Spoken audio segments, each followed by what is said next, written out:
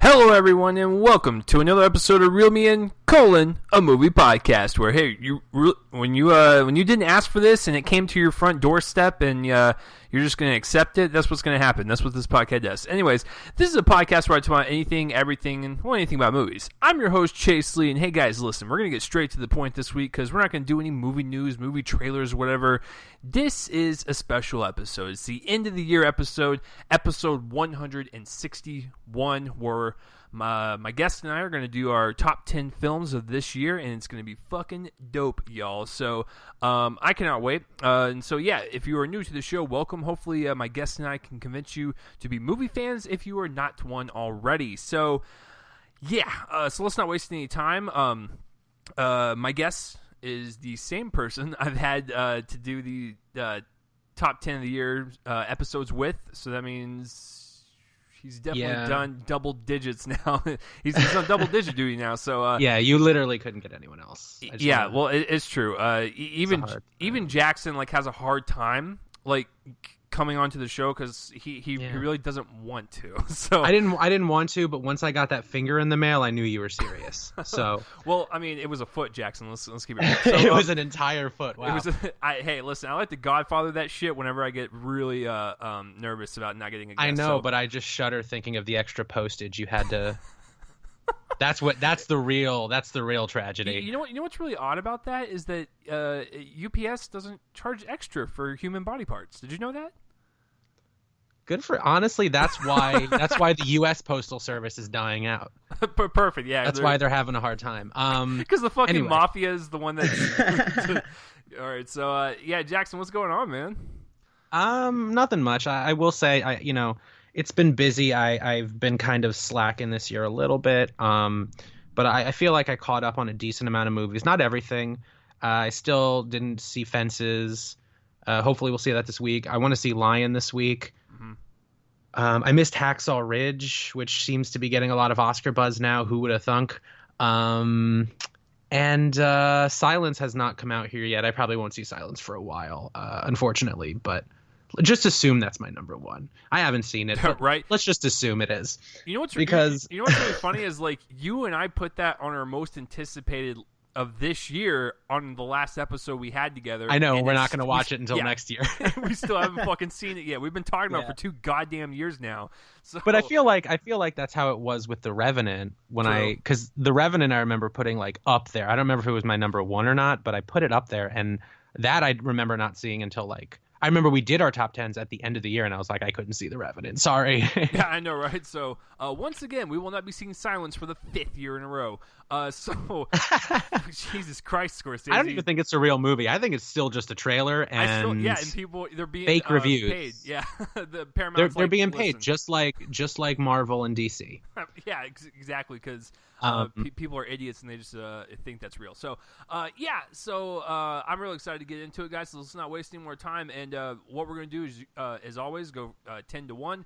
We'll go each slot, and if it is okay, so if Jackson says a movie as his number 10, and I have it somewhere higher on my list, I will pass and let him go ahead and just talk about it. And then when I get to that movie, I will talk about it. If we have the same movie, of course, we'll talk about it together, and that's how it will go. And then, of course, at the very end, we will announce the top 10 together. So let's do this, guys. The top 10 films of 2016.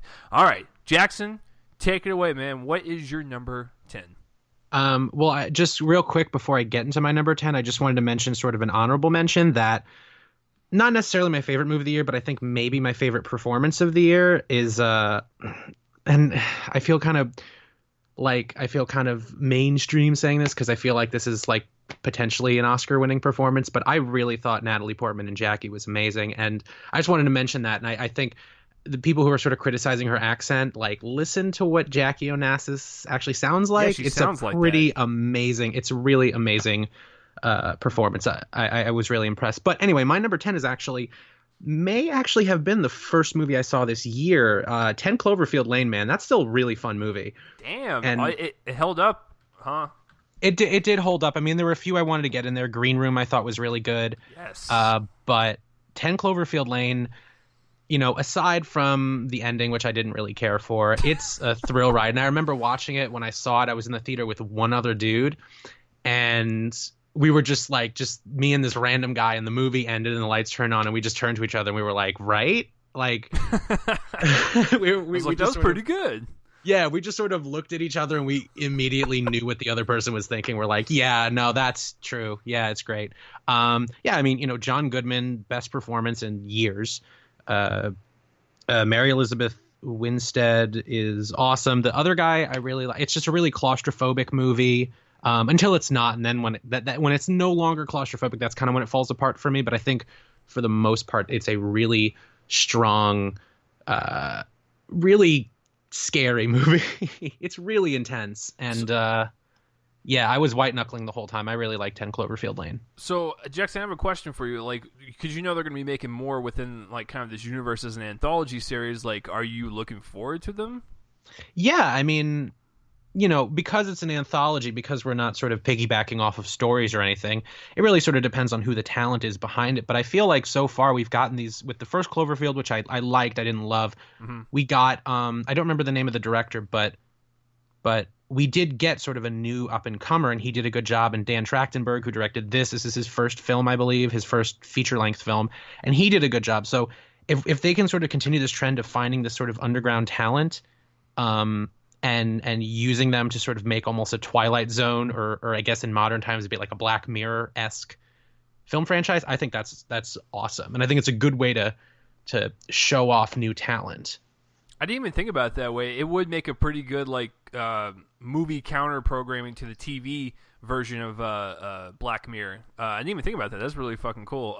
Yeah, no, it was on my list for quite a while, and I think a lot of people didn't even see this movie coming, because I remember the trailer dropping 2 months before the fucking movie even came out, and people were just blown away by it. They're just like, wait, this is coming out this year? The fuck? Well, it's an interesting year for stuff like that, because I remember for a while the spec script was just called The Cellar. And so anyone who did have an inkling of an idea about this movie didn't know it was a Cloverfield movie until, the trailer dropped. And it's sort of the same thing with the Blair Witch movie this year, which to my knowledge was called The Woods or The Forest or something like that. Mm-hmm. And that ended up, when it first premiered, was like, hey, surprise, it's Blair Witch. You didn't ask for it. Much like this podcast, you did not ask for it. Thanks, man. But here it is. Anyway, go on. Number 10. I just remember walking on 10 Cloverfield Lane, and I was like, holy shit. Like, first of all, I love the fact that they dropped that trailer in January. I still remember. It was like a week before my birthday, and I was like, oh, this is kind of fucking cool. Let's watch this. Comes out in 2 months. Oh, okay, cool. Yeah, I mean, say what you will about J.J. Abrams as a filmmaker. I happen to like him, but I feel like it's undeniable that he is a marketing genius. I mean, between Cloverfield, between Star Wars The Force Awakens, it can't be a coincidence that, all of these movies have this level of secrecy to them. I feel like he's someone who really values that in a way that the Hollywood system no longer does, where often we get these trailers that are either show way too much, or they treat the film's central conceit, the central plot point, as like a twist, and they don't show anything. Like I remember watching the trailer to Passengers, and I was like, I have no idea what the fuck this movie's about, but I know I don't want to see it. That's It was okay. But yeah, Abrams is really good at that sort of thing. I mean, do you think it was like one of those cases where like the director and like the producers and stuff were like, oh my god, we get this really great like claustrophobic thriller inside of this basement with this crazy lunatic like going after these two people, and then Paramount stepped in and was like, but what if we had a monster at the end of the movie? Because a lot of people's complaints were like that last 10 to 15 minutes. Yeah, I mean, it did go through some rewrites. I believe Damien Chazelle hopped on the script to do some rewrites, and that definitely felt like where the rewrites were, because it feels like a different movie. And even within the context of what is on the outside, it's not even necessarily that the concept itself of like what is on the outside. I think it's more like we spend way too much time engaged in that. I think if we had just sort of had her see what was on the outside and then maybe cut to black right there, but then it just sort of keeps going when it really could have ended very gracefully. It kind of keeps going, and then it stumbles on its actual ending. And that almost feels like an attempt to sort of, Yeah, like you said, just sort of make it a Cloverfield movie, which in some ways defeats the purpose of having this sort of Twilight Zone-esque, which is what I get the sense they're going for. Well, the next one's supposed to take place in space, I believe, so that will be very Love interesting. space. Yeah, so Love it's like, space. how the fuck they're gonna tie that in? But yeah, that's a great pick, man. That was on my list for the longest time, but the last 3 months have been just fucking amazing. So my number 10, I'm actually gonna go with one that literally came out a week before Jackson's. I'm gonna do Zootopia. I still think to this day that it's one of the best things that Disney has ever slapped their name on. I love the world building in Zootopia. That is one of my favorite parts about it. When you see how intricate and how beautiful the cities are built, and how pretty much like it replicates, human life and whatnot. It's actually very impressive on a visual level. But when you look at the context of the film and the themes running through with, political stuff, racial stuff, different sectors of, urban life, it's pretty amazing how you can put animals in a real life situation like that, make it kid friendly, but also make it smart and really kind of show kids what the world is like, through an adult's eyes, but still make it kind of like kid friendly and whatnot. Not only on top of that, it's not just the serious fucking adult movie. It's actually really funny. I love all the clever puns that they use and just everything they kind of interweave throughout the entire story. And if you go back and rewatch it, you'll notice like little things. You'll be like, oh shit, they're making fun of that movie, or oh shit, like look at that in the corner, like look at that poster in the background. It's like got another hidden joke. I remember like when I watched it in the theaters, this is my favorite moment. There was me, this like teenager next to me, and his family, and then like a bunch of other families scattered out throughout the movie, and I was like, oh shit. Like, first of all, I'm pretty sure everyone's calling the cops on me, but that's besides the point. So I remember one of the jokes at the very beginning was when Judy Hopps leaves her farm, and it says you're now leaving like Hopsville or whatever the fuck it was called, and at the bottom was the population count. Population just escalating. Just escalating because they're fucking like rabbits shooting up. I remember that. That was really funny. I fucking laughed my ass. So did the teenager next to me, because we were the only ones that like were just like, yeah, that was pretty great, Disney. But then all the kids are like, woo, like. So that's what's really cool, is it has stuff for adults and kids. And I think it's just really smart to it's kind of like with Inside Out, where it's like, it's a really great introduction into the mind and like emotions and how they work for kids. I think Zootopia is a great introduction in pretty much how fucked up the world is and how it works. So yeah, I still think it deserves a spot on my list, even from earlier in this year. So that's why it is my number 10. So yeah. Jackson, would you like to briefly talk about this, or are you going to pass on this? I mean, Zootopia is not on my list, and I think I liked it a lot at first, and I still do. I think the sort of racism metaphor is a little half-baked, because I think when you take the time to think about all the aspects of the metaphor, they're kind of saying racism is wrong, but they're also kind of saying that certain types of people are inherently violent. With the whole animal thing. Yeah, so I think it was very good intentions, and it is a well-made movie. It's funny, it's colorful, I do like it a lot. Mm-hmm. But the racism metaphor to me that's probably my only gripe with it, is it feels very half-baked. It feels not very well thought out, and it feels like, in a way, the movie is almost accidentally racist kind of in itself, or there are racist implications in trying to not be racist. Mm-hmm. But other than that, I do like Zootopia. Okay. I mean, yeah, I've actually heard from a lot of people that the whole like animalistic nature of those specific animals was pretty much like counteractive against the racism they were trying to defeat with its messages. I mean, it's sort of this idea of like biological essentialism, where sort of your traits are based on how you are born a certain way, and that sort of dictates how you behave, and that is an idea that has sort of been pushed in sort of racist ideologies, and the movie almost seems to be like juggling that while also saying, yeah, but you should treat them the same, but they're inherently violent, but you should treat them the same. So it kind of doesn't really know how it wants to go about racism, but at least it's trying, and I have to sort of give it credit for that. Perfect. So anyway, go to number 9. So my number 9 is Nocturnal Animals, which it's very Lynchian, and it's so beautifully shot, and I think given the premise, it's kind of you kind of expect it to suck, but it really doesn't. And I really like Jake Gyllenhaal in it. I think Amy Adams is a little underused, but she's very good. Michael Shannon's so good in this movie. Oh yeah, as he is in everything, but he's just the man. And Aaron Taylor Johnson, for someone who I've found in the past to be very stiff, I think he's really good here. Mm. It's dark, it's twisted, and it's really entertaining. But definitely don't watch it if you get upset by sort of very dark concepts, because it is kind of a brutal watch in some ways. It's not that violent, but it has violent implications that almost make it more stomach churning. Yeah. I'm gonna pass. But I'm actually like, here's the deal. I'm actually really surprised it actually made your list, because I knew sending you to it, like, I was really nervous that you were not gonna fucking like it. But the fact that it's on your list at all, I will take it. So, yeah, Nocturnal Animals, I will pass on that. So, my number 9, I'm going to go with one that's pretty much in everyone's top 3, but the 8 films I have on top of that are even better, and I'm not saying this movie is terrible at all. Like, all 10 of these could have been swapped out in any order, and that's what made this list super hard to construct. So, my number 9, speaking of Damien Chazelle, we're going to go with La La Land.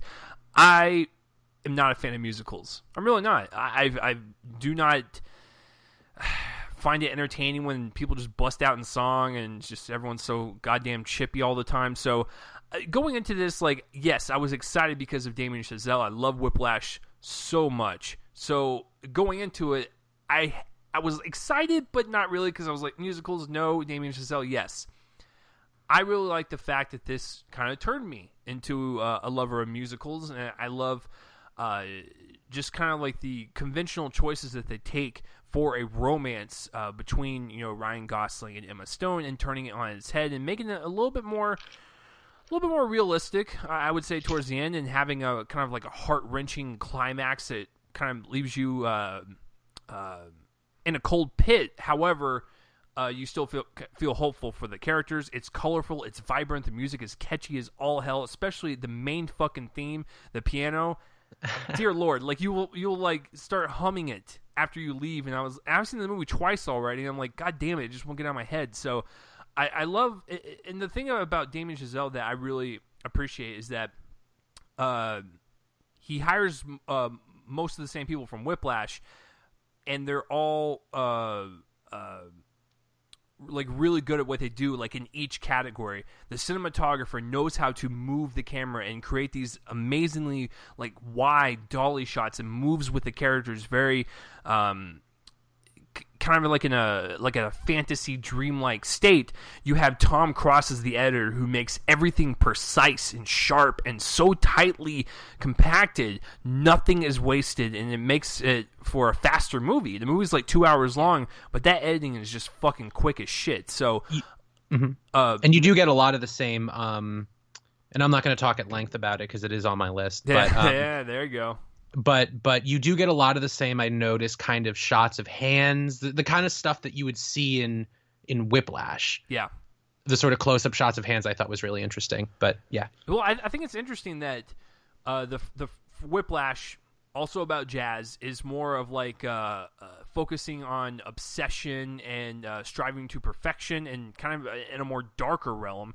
And then La La Land's kind of like a more fantasy realm, where it's like, this is what people probably think Hollywood is like and stuff. It's not really a good message to send. However, it kind of shows you why going to the movies is so special, because you can be transported into any world. And this really kind of transports you into this really weird type of song and dance musical number that is portrayed or whatever. But yeah, I really like it quite a bit. And Ryan Gosling, Emma Stone, fantastic. And the thing I said in my review, about what I like about their chemistry the most, is that whenever they're really happy in the relationship, or whenever they're talking to each other, it's very light and entertaining and very fluffy. But when it gets down to the serious parts between those characters, you can actually see it in the direction, the cinematography, and the editing. It actually slows it down and becomes more intimate, and you are focused in on the situation at hand, really becoming more invested into the characters. So I kind of noticed that, and I really appreciate it, especially at the very end, the ending climax. Dear fucking God. That will definitely tear your soul. So that is my number 9, but it looks like Jackson has a higher on this list. So we will move on. J-Dog, what do you got at number 8? 8, I have sort of a smaller movie, maybe an Oscar contender for Best Supporting Actress, maybe not. Other People, yes. by Chris Kelly, who is the first openly gay head writer of SNL. It's a semi-autobiographical, getting it out of the way, Molly Shannon who is an SNL alumnus, is phenomenal. I mean, you want to talk about great movie performances by SNL alumni. This is one. This is up there, at least in terms of this decade. Like, it's so heartbreaking, but she's so charming, and I think it's a genre that I feel like, or sort of a story idea that I feel like has been done to death. The idea of the whole family gathering together because someone's dying. I mean, the first thing I thought of was The Judge, which I did not like quite as much, because that was sort of saccharine in Hollywood, and this feels, because it's autobiographical, it feels very human. It's not as heavy as it could be, which I appreciate. I think Chris Kelly finds the humor in moments of living. It's not so focused on death. I think it's sort of just about living those last few months or years or whatever, however long she had with the cancer. And then I should also mention Jesse Plemons, who we've seen in Breaking Bad, we've seen in Fargo. He was great in Black Mass. He's really understated here. It's a really quiet but very solid performance. I like him a lot in this. I think Molly Shannon should get an Oscar nomination. She's incredible. And yeah, this was one that a couple of critic friends of mine saw at Sundance, and they said, this is great, this is really good. And I think if not for them, I probably would not have been quite as interested in seeing it, but I'm really glad I did. And for anyone who wants to see it, it is on Netflix right now, streaming. Yeah, I totally agree, man. It's not on my list, and it was for long. I actually had it at number 10.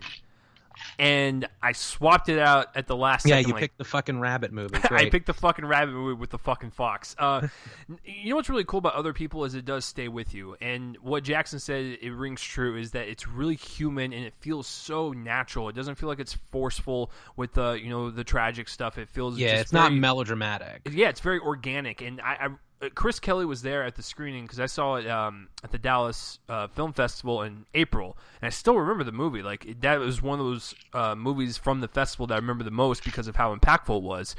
But he said, just like what Jackson said, was like, listen, I went through this, and I based this off of my real life struggle with my mom and her sickness and whatnot. His mother died of cancer in 2009, I believe. Yeah, and what he said was like, because he's a comedy writer, and so he finds the humor in life, and the brightness and the positivity and the optimism, and not so focused on the bad times, but focused on the good times, and really just kind of make their last moments on Earth, just as enjoyable as possible. And it is a struggle because in the movie, Molly Shannon is a very optimistic person, and even she breaks down, and you can see that. She is human just like everyone else. You can put it on a front as much as possible, but when you're going through like any type of illness or anything that's life-threatening, you're going to break down eventually. And I think this film really captures that in kind of a more organic look into a family, suffering from dysfunctionality and cancer. So yeah, it's a really good one, guys. I would highly recommend it. Like Jackson said, it is on the Netflix. So my number 8, I'm gonna go with one to where I had no fucking clue what was coming. Now, I heard a lot of great reviews going into it, and I sat down, I watched it. Jesus Christ. Hell or High Water was fucking dope. I am not really the biggest Western fan either, so there you go, a Western and a musical. Hey, there you go. I actually consider Hell or High Water, it's like a Western action heist thriller. It's like the best amalgamation of all those genres put together. Ben Foster, Chris Pine, they're basically stealing money from this branch of banks. It's the same branch, and they steal the money, and they go pretty much just run away with it. And that's all I'm going to say, because the unraveling of the movie is what I found the most interesting, because I had no idea what they were doing. And when you see these type of movies, like, yes, they're doing a dick move and they're robbing banks and stuff, but when you realize what they're doing, you're actually on their side. And I was like, that's fucking right, god damn it. You go get those fucking banks that screwed you over. So it's a really just kind of heart-pounding movie. You were with them every step of the way. Ben Foster, I've been a huge fan of that guy ever since Hostage. That's right, I fucking like Hostage. Sue me. And I'm a huge fan of Chris Pine, but I've never, ever been, enveloped in any of his characters, and that includes Star Trek. That includes any smaller film. This was the first film I actually said, yo, Chris Pine has got some chops. He just does. And I love the chemistry as brothers and whatnot. I loved kind of the small-town nature of the film. It didn't feel epic in that sense, but it felt contained. But the action and the thrills of the movie did feel epic on kind of like that grand scale. So I kind of like that playing against it. Jeff Bridges is a great supporting actor, like what you said with like Michael Shannon. He's one of those roles that you remember. He's one of those cops that doesn't give a shit, and he's just doing his job. He's doing one last final job for his retirement. I mean, we've all seen that story before. But then we see him, just talk with his partner and banter and stuff, and you kind of know a little bit more about his personality. And then you see at the very end that, he actually cares for people, because he seems very wooden and very hard-shelled the entire time. And also, a cool thing, it is written by Taylor Sheridan, who did Sicario from last year, and Sicario pretty much had the same vibe as this, where it was like that kind of like heart-pounding, white-knuckled like thriller, and you have no idea what's going to happen, but you're so fucking intrigued because everything is working on all cylinders in terms of acting, directing, cinematography, music, editing. It just all came together for a really great heist film. So, Jackson, would you like to pass, or would you like to talk about it? So here's the thing. Okay. I thought it was okay. Ooh, interesting. So I think Sicario is far better. I felt like as a script, the relationships were very undercooked. I didn't think they fleshed out. Bridges is very good, but it's a role he can do in his sleep. It's a role he's done in his sleep. It's just Rooster Cogburn from True Grit. I thought he was much better in that. I think the relationships are very half-baked. The cast is good. It's a well-shot film. The score by Nick Cave and Warren Ellis, who I adore Nick Cave. And recently I've been writing more music criticism, and Nick Cave dropped one of my favorite albums this year. I think this movie is a good companion piece, not because they're similar in necessarily what they're about, but just because Nick Cave also did the score, and Warren Ellis, who is in his band, The Bad Seeds. So I liked all that. I just felt script-wise, I don't think they flesh out the brother relationship enough. I don't think they flesh out the Jeff Bridges and the other guy nearly enough. I think the problem for me when I walked out of this movie, I felt like I wondered if I had fallen asleep during parts and missed something, because to me it felt like a very incomplete movie. It felt like there was a lot of stuff that needed to be there that had been cut out. If I'm not mistaken, it was a fairly lean movie. I don't think it was that long. I could be wrong, but either way, I think it actually needed to be longer. I thought there was a lot that needed to be explored more, because I felt the emotional element wasn't there. And if the emotional element isn't there for me, then the thrills kind of aren't there either. To me, it's sort of the same problem that I ran into with Rogue One, which granted I thought was far, far, far worse. I think Rogue One's terrible, but it's the same issue of you undercook these characters, you underwrite these characters, you underwrite the relationships. I have a hard time caring when shit hits the fan. Yeah. So that was my issue with Hell or High Water. I certainly don't begrudge you for liking it. I begrudge you for a lot of things, but not that. Perfect. My number 7 was in my most anticipated, and then I didn't get to see it in the first half of the year. And then I finally did, and I kind of loved it because it was really funny and really fun. It's Everybody Wants Some. Really? And, nice. Yeah, I don't think it's as good as Dazed and Confused, but man, it's so much fun. It's so funny. I mean, I don't even know what to say beyond that. I mean, it's great that it's interesting because I'm watching it now where we're at the point where Tyler Hoechlin, who was in that movie, is he's now Superman in the Supergirl TV series. I thought Blake Jenner was the whole cast is very good. But a lot of them now are more famous than they were when they did that movie. So it's interesting for me looking back on that, where now I recognize these guys where I might not have beforehand. It's exactly like Dazed and Confused. Yeah, in some ways, yeah, where you look back and you're like, that's McConaughey. Yep. And you could definitely tell there was one character that was clearly meant to be McConaughey-esque. Yeah, you probably Russell, know which one I'm talking fucking about. Fucking Wyatt Russell, Kurt Russell's son, that motherfucker. Is that Kurt Russell's son? Yeah. I did not know that. That's interesting. Well, him, but then there was the other guy. There was the guy when he's borrowing the record and he's like, you give that back to me, and the guy's just like, shh. Oh, yeah, that guy. That guy to me, I did not realize. See, Wyatt Russell, another guy, I saw him on Black Mirror before I saw him. Which is my favorite episode of the new season, by the way, but that's a little side note. What, you think it's better than, you know what? I'm not even going to get into it until later. I'm going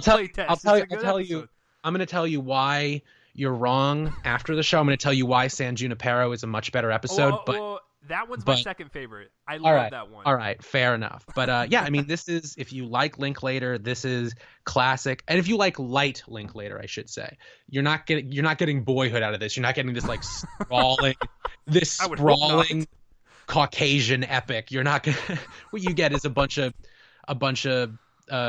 sort of goofy, horny baseball players in college, but they also were a lot more philosophical. They're a lot smarter than I think. I think Richard Linklater finds the intelligence in people who maybe we don't see as that smart. The stoners, the athletes, the whatever. I think he is someone who never looks down on his characters, which I really appreciate. I think he does a really good job of getting us to understand these characters for better or worse, because sometimes they're total dickheads. Yeah. In the movie. Sometimes you don't want to like them, and sometimes you really do. And the great thing is it's barely about baseball. So that's another fun thing for me, because I don't really care for baseball. There's literally one baseball scene where they go practice. That's it. Yeah, and it's a practice, not even a game. Yeah, it's not even a game. Let's not. This is not a league of their own. This is not right. About baseball. It's about college. They just happen to be baseball players. No, I really could do this movie with football, with. Yeah, he could have done with any shuffleboard, whatever. Well, what I really appreciated about it was the poignancy of the movie. And yes, you could look at it and be like, oh, it's just a party movie. But what I really like what Linklater did was show through the eyes of someone coming into college for the very first time, what is that like? We have all, Jackson is currently in college. I've been out of college for 4 years now, which means Jackson can officially call me sir. Ugh, God. Well, so I won't. Oh, he won't. Anyways, no, when you first get to college, you don't know where you belong. You don't know what clique you belong in, and it's kind of like it's a test run. You get to go to clubs, you get to go join sports, you get to hang out with whatever clique, and whatever works for you is what you're gonna be identified as or labeled. And the cool thing is you could be anyone you want.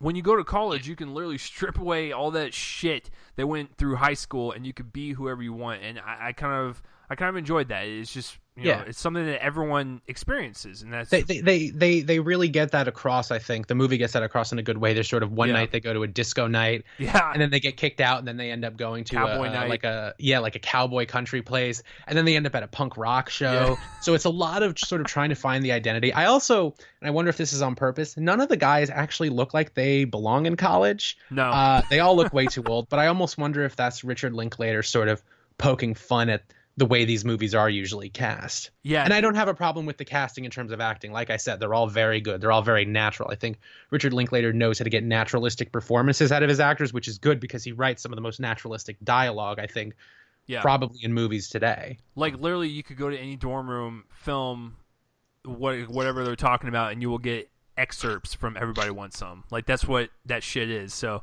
oh yeah, that's a great pick, man. That was on my list for the longest time, and I agree that Dazed and Confused is a little bit better, but I would actually put both on the same level because this one tackles the entrance into college, and Dazed and Confused tackles the exit of high school, and I thought that was a nice pairing, and I think they're both equal.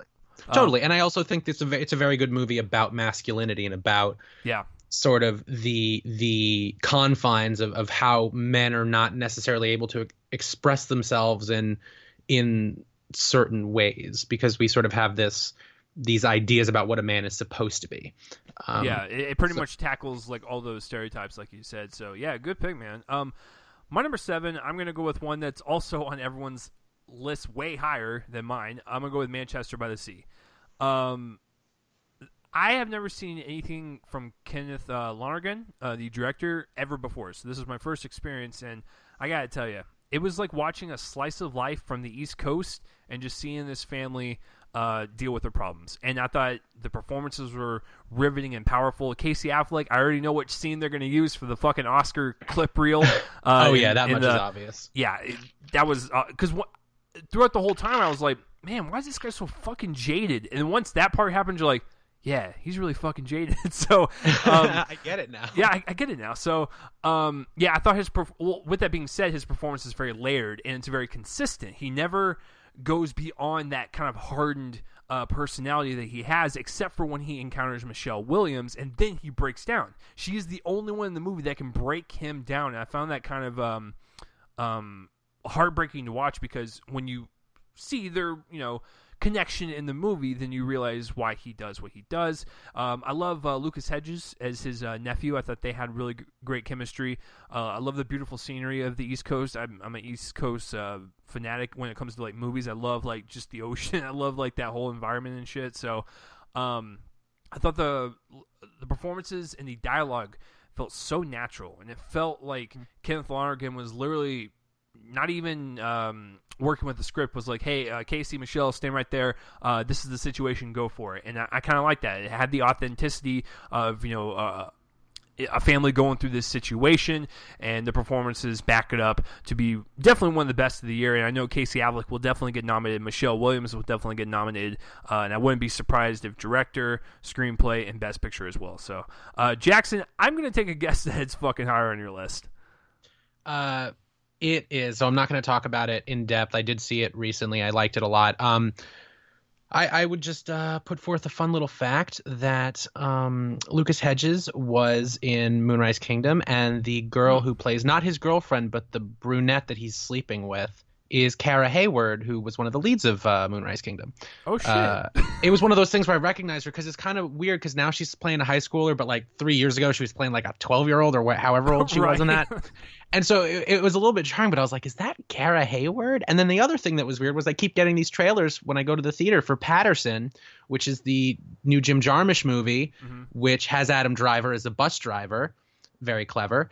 And you get Cara Hayward and Jared Gilman, who played the male lead in Moonrise Kingdom. You get them on that. So there's a lot of of Moonrise Kingdom callbacks this Oscar season. So basically, Wes Anderson started some careers. Yeah. For sure. He's a career maker. The other thing I would say, since you said you hadn't seen any Kenneth Lonergan movies, I would highly recommend You Can Count on Me with Laura Linney and Mark Ruffalo. That was, I think, probably the only other Kenneth Lonergan movie I saw. I saw it maybe a year ago, 2 years ago. Was that Ruffalo's debut? It wasn't like his debut, but it was probably one of the earliest movies I saw him in. He's phenomenal. She got an Oscar nomination. I don't want to get talk about it for too long, but Matthew Broderick's also in it as like the same kind of character in Manchester, so it's kind of funny to see them like sort of bring him back for that, for what was a very small role. But I'm not gonna get too into either of those movies because one of them came out in 2000 and the other one's higher on my list. But okay, so I'm just gonna go. It's I'm really excited to see Margaret. That's what it's called, right? Oh, did he do that one? Is that the one with Anna Paquin? Yeah, the bus crash one. Oh, yeah, the one that's been like that took forever to come out. Yeah, well, I mean, because I saw Manchester by the Sea with Joel, and like he walked out going, "Have you seen Margaret?" And I was like, "No." And so he gave me the Blu-ray, and I'm gonna watch it soon, the full like 3-hour director's cut or whatever. So Yeah, I'm pretty sure like Manchester by the Sea is probably the most like accessible one for like someone that's like doesn't know how his movies are made or whatever. I would say make them watch Manchester by the Sea and then venture off. I would say either Manchester or You Can Count on Me. Maybe You Can Count on Me just because it's a little bit shorter. Manchester does. I mean, it's not that long, but I think for me as someone who has zero attention span, 2 hours 20 minutes can run a little long, but a little bit. But anyway, my number 6, I believe, was my number 1 halfway through. It's a TV movie. It's a documentary. It's called Jim, the James Foley Story. Oh, that's right. And so it's about James Foley, who is this freelance journalist. He worked all over the Middle East, but he was he was covering the Syrian civil war. He was captured by ISIS. He was beheaded on video. I don't know if anyone remembers that horrible, horrific beheading video. Yeah. But that was him. He was the first U.S. civilian to be killed by ISIS, and I think it's a really powerful, heart-wrenching movie because you get the sense that this was a really great guy. This was a really passionate individual. I work as a student journalist. I'm a music critic, but I do write news stories for my college paper. I write music criticism for the college paper, but it's such an important job, and I think especially now in today's political climate, not to get too political, but I think we can both agree that Donald Trump kind of fucking sucks. And don't worry, Jackson and I are pretty much the same on political levels. If we weren't, I don't think we'd be friends. We're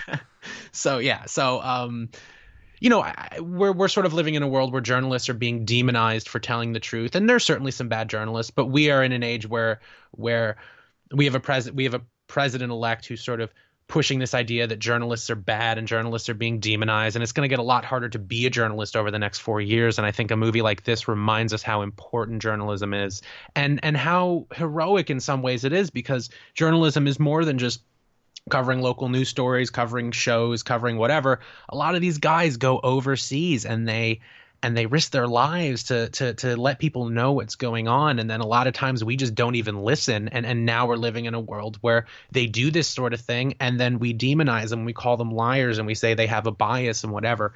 I have, the utmost respect for journalism as a field. I have the utmost respect for journalists as professionals. And I think this movie, if you have any inkling of interest in politics and journalism, in just human stories and human interest, I think it's a great movie. It's on HBO. So if you have HBO Go, I highly recommend it. It's so powerful. It's so sad. It's really heartbreaking. It's probably my favorite documentary this year, although I did miss a few big ones. But yeah, I cannot praise this movie enough. It's really good. It was my number 1 halfway through. I bumped it down a little bit because, as we all know, documentaries are for nerds, so I didn't want to put it too high. But whoa. Let's hold that there, sir, because documentaries this year have been fucking killing it. I love. This has been a very good year for documentaries. 13th, Audrey and Daisy. What else? I saw After Spring, which is about the largest refugee camp. So almost tying into the James Foley movie. After Spring would be another good companion piece because it's about sort of the refugees from this crisis. But this year has been very strong for documentaries, and HBO too has been at the forefront of that. They put out a lot of good documentary material. I wish I had been able to see it all. But it's just so much. But this one really struck a chord with me, just very personally because of what I do, but also it's just I think a universally powerful movie. And Wait, so Jackson, I don't think we've ever discussed this. Are you really a journalism major? I'm not a journalism major. I'm a sociology major, but I do write for the paper because I do enjoy doing it. I mostly write music criticism, but I do local news. I write features from time to time. I published a recipe once. So, Hey, Julia Childs would be so proud.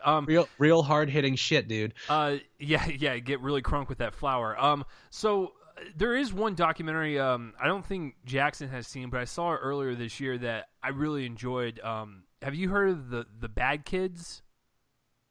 No. Where it focuses on what is it, that school in California where like literally like high school dropouts and like the worst kids go so they can try to get like an education and whatnot. Watch that one. I really, that's probably my favorite one next to 13th. It's just fucking awesome. But yeah, anyways, documentaries this year, good shit. So my number 6, I actually don't even know if this is gonna be higher on your list. I'm gonna go with Arrival. Denis Villeneuve, the director who did Prisoners, Enemy, Sicario, the guy has been on a fucking roll, and he's also going to be doing Blade Runner 2049, which that trailer, Deakins, you motherfucker, that thing. Oh yeah, can't wait for Deakins to not win another Oscar. It's ridiculous. Listen, he will win one before he dies, folks. He will. If Emmanuel Lubezki can win 3 in a row, I mean, because he's is awesome too. If he can win 3 in a row, Roger Deakins will win one. So, yeah, I really like Arrival quite a bit.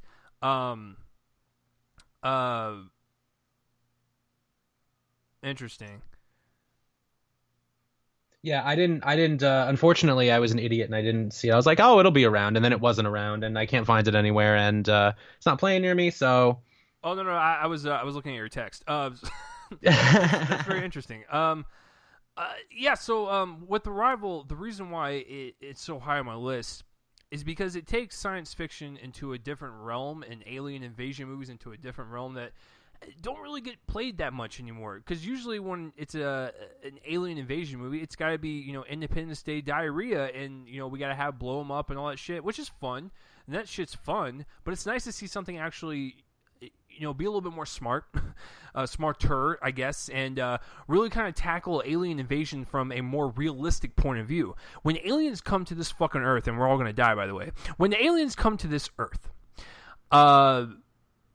I have a feeling it would go down like this, where all the countries would, talk to each other and be like, well, what are we going to fucking do? There's going to be some that will go rogue and try to fucking bomb them. There's going to be some that are going to try to talk to them. It's going to be a shit show because that's the way the world works. But I like that aspect where, Amy Adams, goes up there. She's a linguist, and she tries to understand their language so she can communicate with them. And I think that was just kind of really smart to kind of take that route. I love the whole premise with the aliens and how they perceive time, and that is all I will say. I thought that provided for a very powerful climax. A lot of people are against the movie because of that reveal and the fact of what she does to certain people in the future. It just, I didn't mind it because yes, a lot of people do not like the fact that they use that that phrase, well, it's going to happen. You can't change it because that, it's destined to be or whatever. I never have had a problem with that as long as it's, well written into the story. And it makes for a very emotional journey for Amy Adams' character when you realize all the shit that's, happening towards the end. It just makes for a very emotional ride. And it's, I thought what I found really interesting was the fucking rating. It's PG-13, right? It's literally PG-13 for an F word that was muddled. This is one of the cleanest movies in terms of just content I've ever seen. It actually is a good family movie. How back in the day when movies were all rated G or whatever. Well, this would be your G-rated sci-fi film, Grandpa and Grandma. So this is it for you. But take your kids. Yeah, take your kids. No, I love the way it was shot, and the music is so inviting and so horrific, but yet kind of hopeful at the same time. It kind of has that balance, but the cinematography, like I said, so beautiful to look at. Most of the shots happen within the alien pod, but even then they find a way to do some beautiful wide shots and put Amy Adams in the corner of the frame, or put people in the background and on the foreground, and play with the depth of field and whatnot. I think this whole movie all the way around, I think Denis Villeneuve really kind of shines as a director, and this is why he is one of the fucking best people. Prisoners, Enemy, Sicario, this, and the Blade Runner sequel. This fucking guy is on fire, son. So, Arrival, really great performance from Amy Adams. I think she will get nominated for this one. What's really interesting is I think she'll get nominated for Arrival, but I kind of liked her character in Nocturnal Animals more. I'm not saying that Arrival is bad, but I think that one's the more accessible one to the Oscars. So I think that's gonna be the one that gets nominated. So, Jackson, I'm assuming it's higher on your list. I didn't get to see it. Like I said, I missed it. Yeah. So that was unfortunate. I did want to see it. You talk about how many good movies Denis Villeneuve has made. And, it's literally year after year. It's not even like he's waiting that long in between. He's literally, we had Prisoners and 13, and then we had 14 was Enemy, which was pretty good. We had 15 was Sicario. We got Arrival this year. We're gonna get Blade Runner next year. It's like, yeah. I mean, the dude works a Woody Allen schedule, but he is so much more consistent at this point. Yeah, no, I wish I had seen it. I didn't realize it involved time travel. I think Amy Adams is very good in Nocturnal Animals, but I do feel like she's not in it that much. I feel like she's sort of underused supporting in a way. Anyway, my number 5, one of the most just charming, lovely movies of the year. Another one on Netflix is Sing Street. Yes. And it's so like, I think every John Carney movie, and I've only seen Begin Again is the only other one I've seen, although I think he's only done 3 periods, so yeah, I'm 2/3 of the way there. His love of music comes across so much in this movie, and it's so interesting to see these characters sort of take on these different 80s aesthetics, whether it's Duran Duran, whether it's The Cure. There's a little bit of Talking Heads in there in terms of style. I think the music is great. There's that one song, Drive It Like You Stole It, that is just firmly planted in my head. It's really catchy. It's so, and it's the kind of thing where he doesn't make particularly original movies. It's sort of about this kid who forms a band to impress a girl. It almost sounds like a single episode of like a teen sitcom. Yeah, something like that. But it's so charming. It's so charming and so funny and so strange that it really does separate itself from sort of its contemporaries in that respect. I love this thing from start to finish. It's so fun. And again, another Netflix movie. I highly recommend seeing it. I think the kid's really good. I think Jack Rayner's really good. Mm-hmm. He plays the older brother. He's probably my favorite thing about the movie. But the kid, I hope, has a future in movies, because I like him a lot. I think all the kids are good. I think it's very rare you see that many good child actors sort of in one movie. But Carney brings it together, and I'm firmly on board with whatever he's going to do next. Yeah, it's a great coming-of-age film, just basically, like you said, just impressing a girl. And that whole auditorium scene, first of all, it reminds me of Back to the Future, because it just does. And second of all, that is one of my favorite scenes of the entire year. I remember when I first saw that, and I was just, like you said, they're so fucking catchy, the songs, and there's the characters are so likable. You just have a smile on your face, and you're tapping your toes at the same time. Sing Street is definitely one of the best. I went with La La Land. I had Sing Street in there for guys, this fucking year has been goddamn difficult. So, but Sing Street is on Netflix. Go check it out. That was the first film I saw at South by in March. So yeah, that was my first introduction to the festival. So definitely left an impression, that's for sure. So my number 5, I'm gonna go with Jackson's honorable mention. I'm gonna go with Jackie. I fucking love this film. What a great film to show the process through someone's grief, and to show what it's like to lose your husband, to show what it's like to be in the public eye about it. The character is so complex that you don't even think about what she actually went through in real life, because the event that happened with the assassination of JFK, you think about the president, you think about Lyndon B. Johnson taking office, but you never really think about his wife. Because a lot of people will just look at that and go, oh, that was the first lady and she just lost the president. No, she lost her fucking husband, and a lot of people tend to forget that. She is human like everyone else. She just lost the love of her life, and she is so fucking young. That would traumatize anyone. So I thought, just from start to finish, showing the present clips and show the kind of flashbacks, I thought that was really kind of cool to see her progression as a character, and to see the many layers of her going through grief and how she copes with it, and how you tell your kids, and how do you cope with it with his brother, and how you do it in front of the public eye. And I just thought her performance was so nuanced and so subtle that when she did have an outburst, or when she started crying, it really was more impactful than you would think it would be, because of how subtle her performance is. And that accent did not bother me whatsoever. that is what she fucking sounded like. And that, speaking of what sounding like it, the look of the film, it looked like old archive footage. I was like, Jesus Christ! Like, what is this? Like, when they recreate the CBS tour, right? It's like that was very impressive. Yeah, they added like black and white on it and a film grain on it. And I was like, it looks so authentic, and that really kind of immerses you into the '60s. And does not feel like a modern movie trying to play like the 60s. It actually feels like you're watching, like what Jackson said, they literally recreate it, and it looks like they just pulled it out of the archives. So yeah, I actually wasn't sure when I was watching it if they sort of added those effects or if they actually got the real camera. Mm-hmm. Although probably if the aspect ratio is still the same, it probably was effects. It probably wasn't the same camera now that I think about it. But yeah, well, either way, like regardless of it looks great. Yeah, it looks fantastic, and it's almost shot like an art house film. Yeah, which I love. No, it's like the visual look and aesthetic of it. I'm so glad the director went with that choice and didn't, make it kind of clean and modern. It was dirty, like old footage, and I kind of enjoyed that. And I was telling my girlfriend after we got done watching the movie is that if Natalie Portman wasn't as good as she was, the movie would just be average. And I think that's what makes the movie kind of propel into my number 5 slot is that her performance is so fucking good that you forget that it's her, and that's super rare to do nowadays.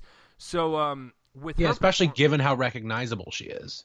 Exactly, and it's like you kind of figure like, oh, she peaked at Black Swan getting her Oscar. No, she definitely is like more competitive than she's ever been in the in her industry, and it really shows in how dedicated she is. Because a lot of people, like you said, like. People like kind of scoff at her like, oh, it's Natalie Portman, she's just going to do another performance. No, she actually is very dedicated to her craft, and this film shows it. So, yeah, I really, like I said, I love the process of grief throughout this film and just the way it's used. And I think Jackson will agree.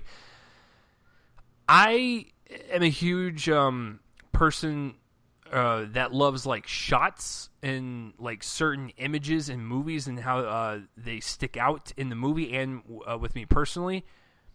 I think Jackson knows what I'm talking about.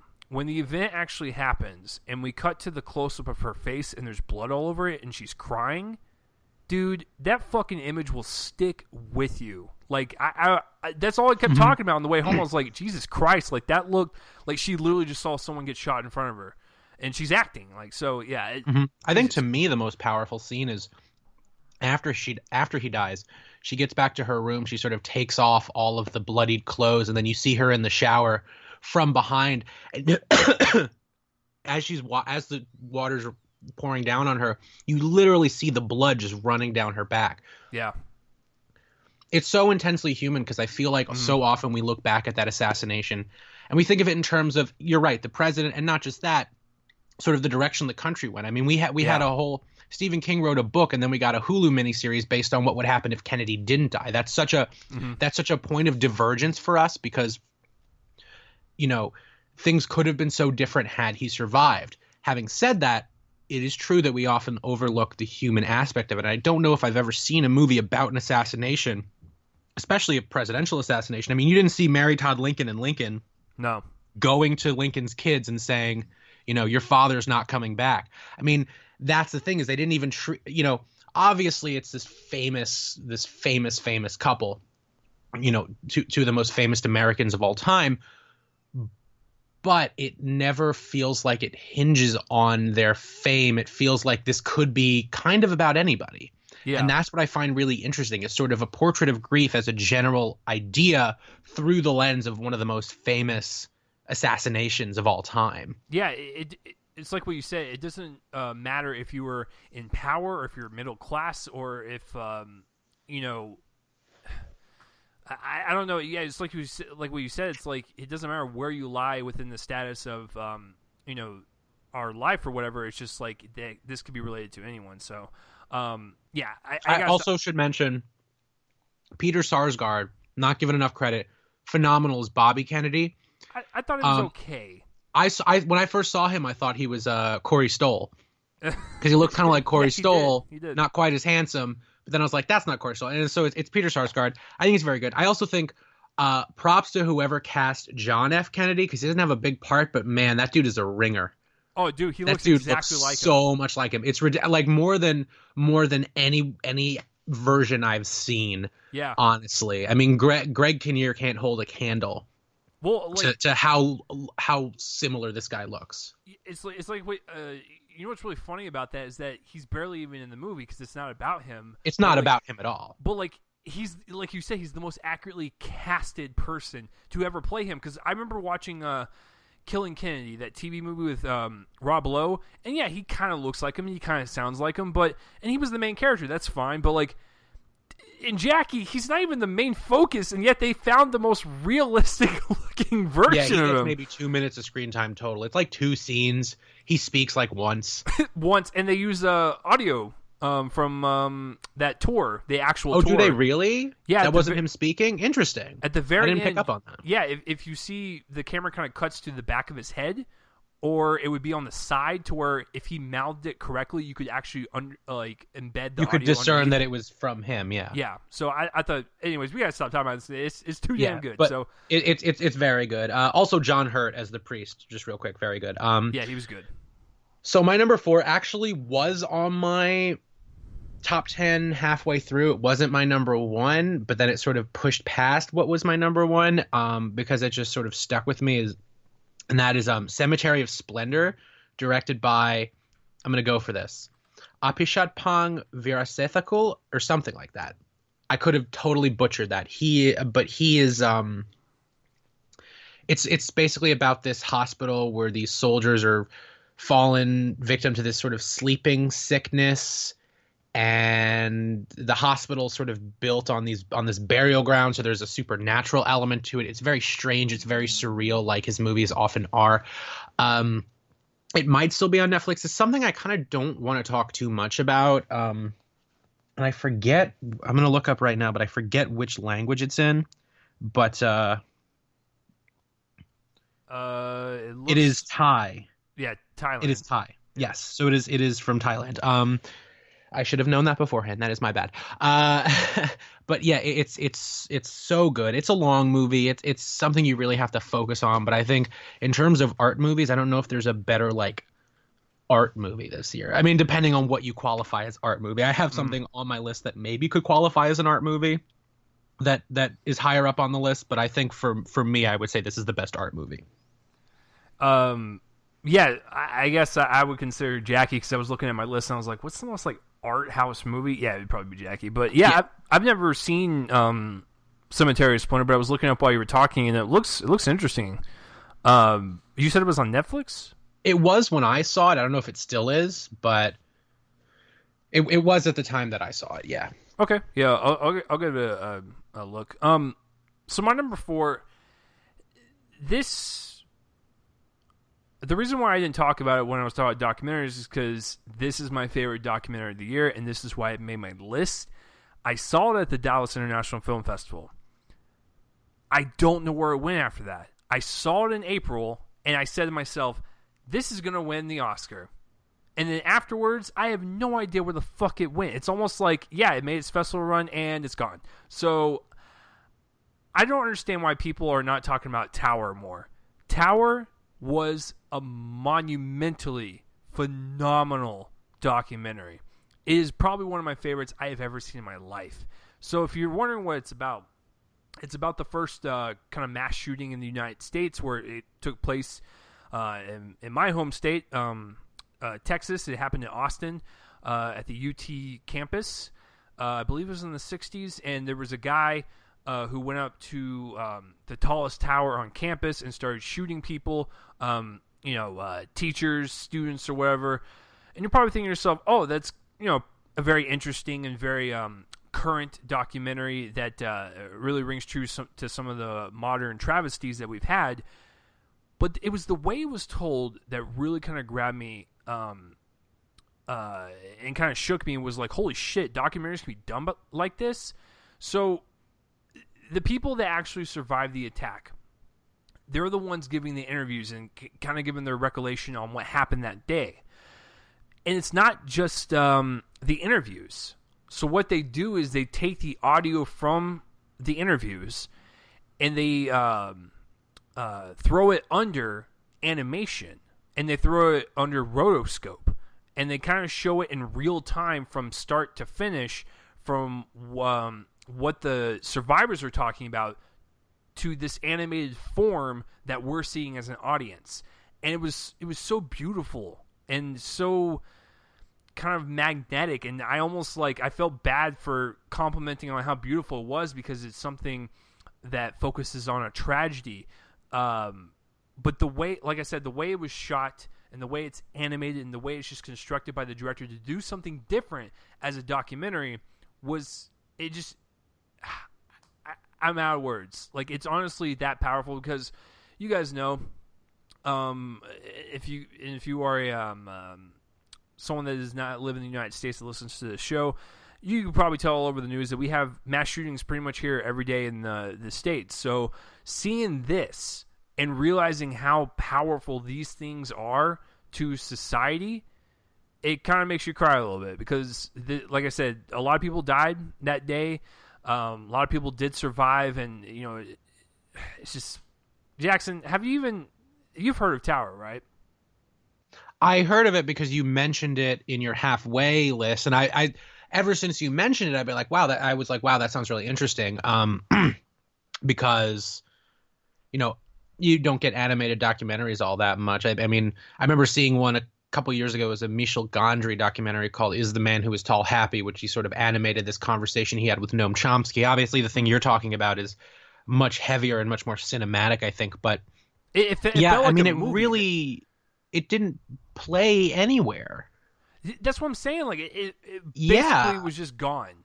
Yeah, trust me, dude. I was looking for it because you really sold it to me, and I mean, fuck me, right? I couldn't find it. I know, it's like, Jesus, like, did anyone, like, I hate piracy, but it's like, God damn it, I need people to watch this. So, well, especially piracy for like a smaller film. Like, I feel like it's one thing to pirate like Rogue One or like Suicide Squad, mainly because you don't want to spend money on either of those movies. But those are big movies. It's another thing. It's like, oh yeah, I made this like powerful, riveting documentary with all the change in my pocket. Like, yeah, no, I get it. I want you guys to support the movie. I think it maybe be on iTunes at this point, because, like I said, it's almost a damn year ago. Like what Jackson said, I totally forgot to mention this. When they do the animation and they have the people talking about what happened that day, it plays out like a narrative feature. Like, that's what's so fascinating about it, is I felt like I was watching, like, oh, this is just, this story that someone came up with in a writer's room. No, this was real life, and they played it in such a cinematic way that you become more invested. And that way, at the very end, when everything is kind of, revealed and concluded, you're like, holy shit. Like, that was just fucking mind-blowing. Because I think Tower actually premiered at South by, and it got the Best Documentary award from the audience or whatever. Then it came to Diff. I saw it, and then it's fucking gone. And yeah, you're right. I had it on my list at the halfway point.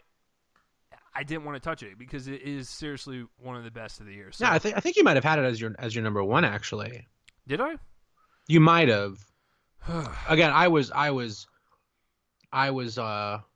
very high. I'm actually surprised you remembered it all then. So I was very high during that session. If you couldn't tell, I think that was the day I was literally like grinding up marijuana while I was on your podcast, and you're like, "What's that grinding noise?" I was like, "Nothing."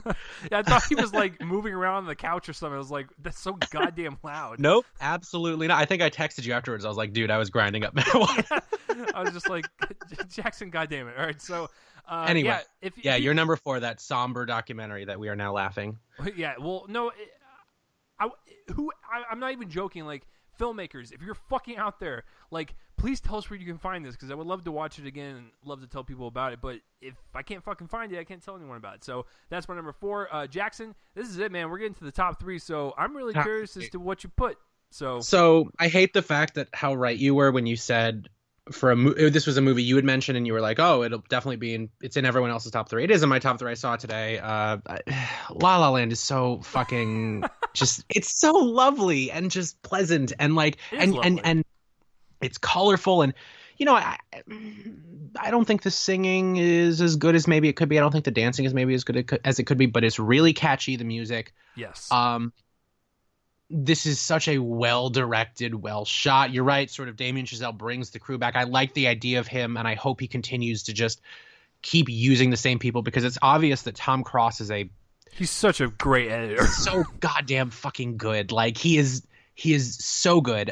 It's criminal that he's that fucking good. Yeah, I mean, the performances are all great. And you're right, the movie sort of, towards the end, enters this sort of weird alternate reality thing in a way that almost reminded me of that weird dream sequence in Singing in the Rain. Yeah. It's not a dream sequence. They're sort of talking about the sequence, and then it sort of plays out as he's describing it. But I sort of felt like that was almost jarring, because I felt like narratively there wasn't really a place for that. This, I think there's a place for that. And it's so interesting because you have this alternate reality that sort of covers a span of maybe 5-10 minutes, right? And then when it ends, it feels like they're ripping something away from you, even though you kind of were just given it like 10 minutes ago. Yeah. You know what I mean? And it's just so heart-wrenching when it's taken away, because, you know, within the context of the movie, none of this stuff did happen. It's all hypothetical. Mm-hmm. And yet it feels like you're losing something at the end, you know, and it feels like the characters are losing something at the end, even though it's something they never actually had to begin with. And I think that's really impressive. And it's just a movie with so much heart and so much love for musicals, for old Hollywood. I think musically, I think maybe it could have integrated the jazz a little bit better. It's very poppy in the songs. It's not as much of a it's about jazz. There's a love of jazz that comes across there, maybe not quite as strongly in Whiplash, but it's not integrated in the music quite as well as I like to be. And I know I sound like I'm harping on this movie, but this is really a lot of fun. This is the most fun I've had at the movies all year, honestly. It's just so joyous and colorful and vibrant. Well, I think you can agree that, like, from the opening sequence, it sucks you in, because you're like, what the fuck? I had a stupid fucking grin from the first 30 right? seconds. I mean, really, it just, and I so wish when, like, Chris Christie shut down that bridge that everyone there just sort of got up and started singing. Right? That would have been fucking awesome. I think more traffic jams need to be like that. Although, you know, and what's crazy too is I've never been to LA. That's some really bad traffic. If that's like even remotely accurate, yeah, that's what it's like, pretty much. Something else. Because I was watching that, I'm like, oh my god, this is the scariest movie I've seen all year. Well, and like, you know what's really funny is when you look at the opening sequence, like, that was your first train of thought. My first train of thought was, how the fuck did they do this? Like, how do you shut off a section of like an accent rep like that for I don't know how many days they try to do this, but. Like I said, I'll just reiterate, Chris Christie. It can be done. It can be done, is what I'm saying. So basically, we know that Damien Chazelle has close ties to the close city. Close ties to the New Jersey governor. Yeah, exactly. To roadways or whatever. So, yeah, that's a great pick, man. Like I said, I wanted to put it higher, but I was like, these fucking 8 films on top of it are ridiculous. So, my number 3. So, Jackson and I know this young man named Joel. And Joel likes to hype movies. And if I have not seen the movie, I go, okay, I'm interested now. I actually went on iTunes that night after reading Joel's take on the movie. And I was like, oh shit, well, he likes it a lot. I can't fall asleep. Let's fucking do this. Go to iTunes, and I rent it for $6. I've never rented a movie from iTunes, but I wanted to take a chance. And I should have just waited because it went on Netflix several weeks later. So when I got done with the movie, first of all, I couldn't sleep because I kept thinking about how goddamn good this was, and like no one's talking about this movie. And the reason why I put it as my number 3, because not only is it a great kind of horror thriller, it was the biggest surprise I had seen all year. It kind of reminded me of last year with The Gift, where I was like, oh, that looks like a shitty, PG-13, like, oh, someone's stalking you, yay, like type of movie, but it turned out to be a really good thriller. This was the same fucking way. I gotta go with The Invitation. If you have not seen this movie, it is on Netflix right now as we speak. I love Prometheus. My weakest aspect about that film was Logan Marshall Green. I thought he was terrible in the movie. However, in this movie, he had turned me around.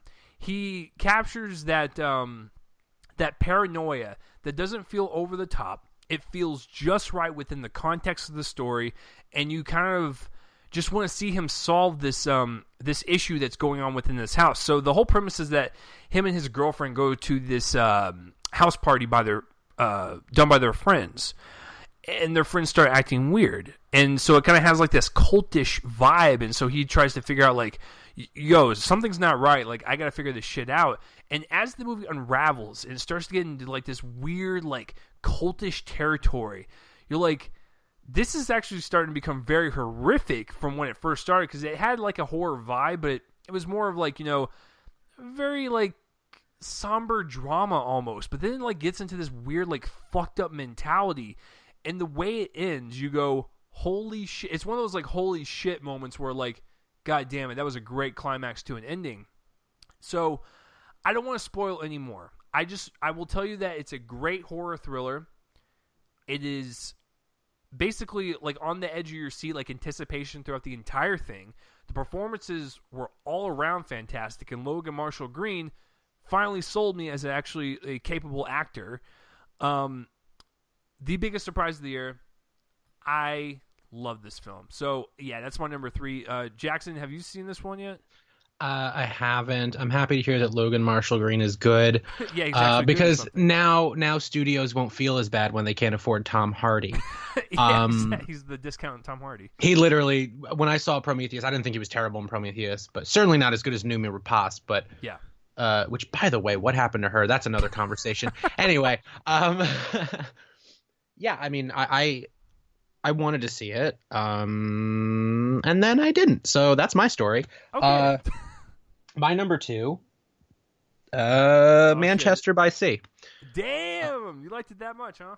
I did. I thought it was really powerful. You know, I do like Kenneth Lonergan. In many ways, I think his movies feel like great books.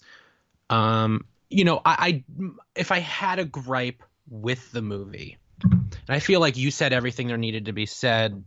Lucas Hedges is great. Casey Affleck's great. I could see them both getting Oscar nominations. Michelle Williams too. I could also see getting an Oscar nomination. I think it's going to do very well at the Oscars, and I think it could even potentially win Best Picture. Yeah. Having said that, my only gripe is I feel like it's, you know, there were a lot of complaints that it was a very white movie, and I kind of get that. For me, it was more, there were certain conveniences that were there that I thought that I thought were kind of contrived. The idea of the brother having put aside all this money and owns the house outright and owns the boat outright, and there's never really any sort of financial problems, which I feel like, you know, is sort of something they didn't want to touch on, so they kind of wrote in a way so they wouldn't have to touch on it. And yes, granted, when you have congestive heart failure, that's basically a terminal illness, and you do want to plan for the future, but you don't get the impression that these guys are rich, and yet money never seems to be a problem. And I know that sounds like a really weird complaint to have, but I feel like it was written that way because it wasn't something they wanted to address. They didn't want to have those other issues get in the way of the story, which is fine because nothing about the story feels unrealistic. It's entirely plausible that he would have this money set aside because he did have a terminal illness or whatever. It just feels very convenient, and that's my only issue. Other than that, beautifully shot movie in a very beautiful town too. I mean, really, really lovely scenery. I think that plays a big part, and I think Kenneth Lonergan really utilizes the environment really well. Casey Affleck is amazing. And yeah, I mean, I feel like everything that's been said, you sort of said already. It feels like a great book. It's really powerful. It's really intense. I didn't realize how heavy it would be. I knew it was a little bit heavy because I knew the guy's brother died. I mean, that's not a spoiler or anything. That's the central premise of the movie. The guy's brother dies and he has to take care of his nephew, and he's not really ready to.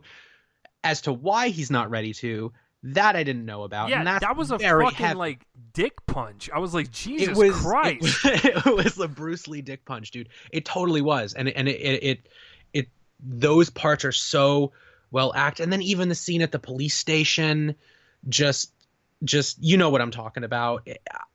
My heart sunk. It was just sunk, whatever. It's so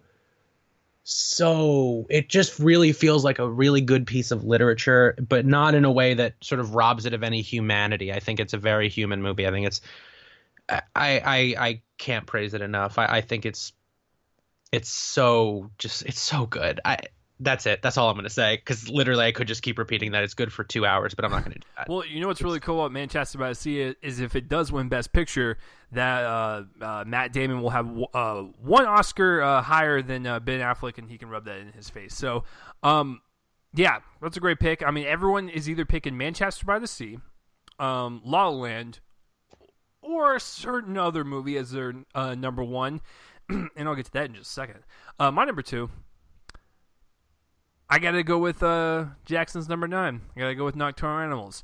The fucking fact that this is done by a fashion designer blows my fucking mind. I did not see A Single Man with Colin That's Firth. a good one. Yeah, that's a good see, one. I heard that was excellent. So this is my first introduction to Tom Ford. And I said this in my review. If you take away the opening credits, this whole movie is fantastic. Like, the opening credits are necessary to the context of the opening scene, but it does go on a little bit too long, and you're actually sitting there wondering, like, what did I get myself into?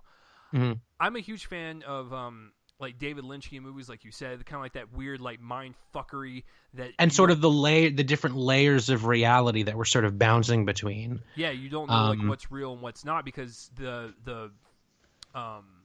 you know, the book world that we see as an audience is so tangible and so gritty and real.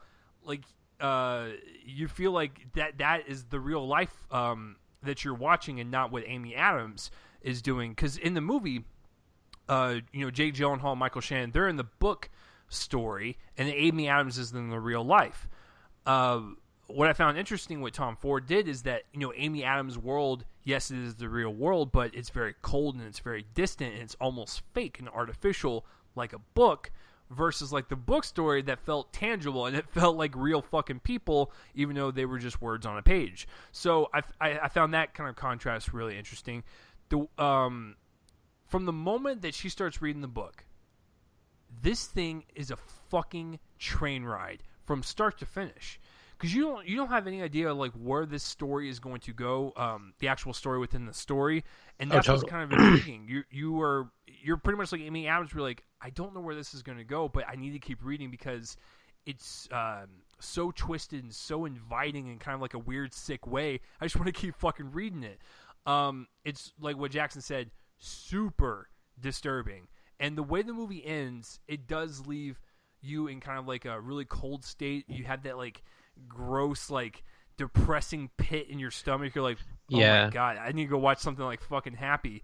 People are not happy in this movie. Nobody's really that happy. It's a very sad movie. The only person with optimism is Michael Shannon, and he actually, well, I'm not going to spoil it, but even he has some heavy.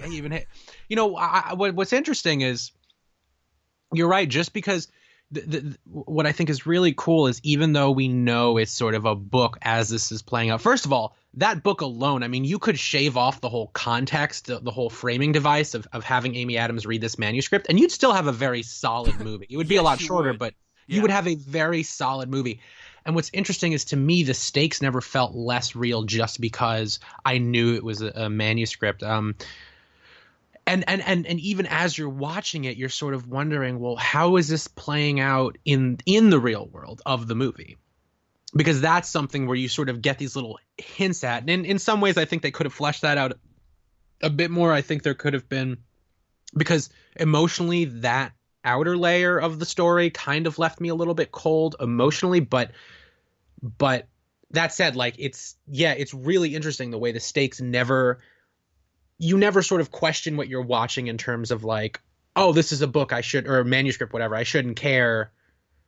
Because you still do, even knowing that it's fictional, even within this fictional movie. You're sort of going through these two layers of fiction. You're sort of twice removed from reality, and still it feels very real. And I think that's very impressive.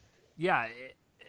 It's like what you said. It's just kind of like it bounces back and forth, and you're invested either way. It doesn't matter what you're watching. And this is probably my favorite movie out of the entire year, to where when the movie ended, I actually wanted to go online to see everyone's theories on like what the hell happened. Yeah. And my favorite one, We can talk about that after. Yeah, we'll talk about it afterwards. But there's a lot of theories floating around in terms of like how it ends and like what actually happens. I do like a couple of the theories and stuff, and it kind of makes the story even more disturbing. So, yeah, it's just a movie about cold people and terrible people, but you're so fascinated by the twisted imagery. So, yeah, that's my number 2. I fucking loved it.